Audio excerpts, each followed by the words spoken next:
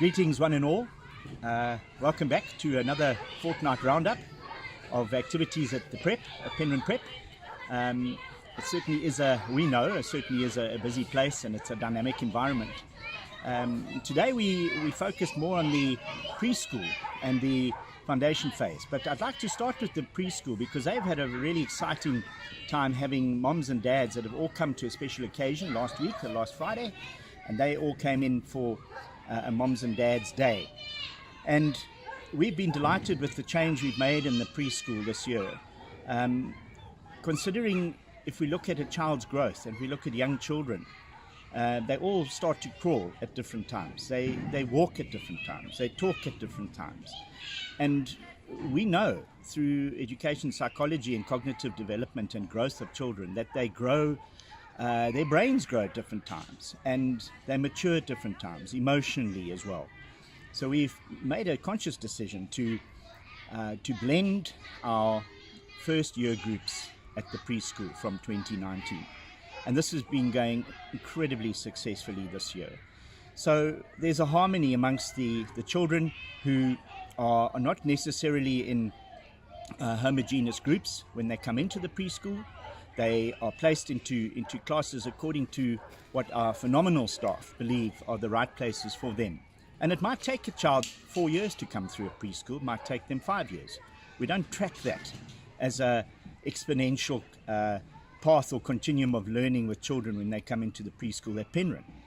And it's been wonderful to see amongst the starlings, the owls and the kingfishers, particularly the kingfishers. If we talk about growth, to see where they've come in 6 months as 2-year-olds, becoming these little beings and these little souls that are growing in our hearts and growing with each other and playing alongside each other. As Ken Robinson once said, it would be sinful, I think, to grade children according to some state structure that talks about quadruple noughts and triple noughts. How would you like your child to be classified as a double nought? So the only thing they have in common is their date of manufacture, as Ken Robinson said. But surely we need to respond to the growth and the individual paths that our children are on. Understanding the mental and the growth of a child, we put a lot of emphasis on mixed ability and non-competitive sport in the foundation phase. So when the children leave this environment, they still move into a place where they're learning at their pace. They get to have another chance. They get to try different things.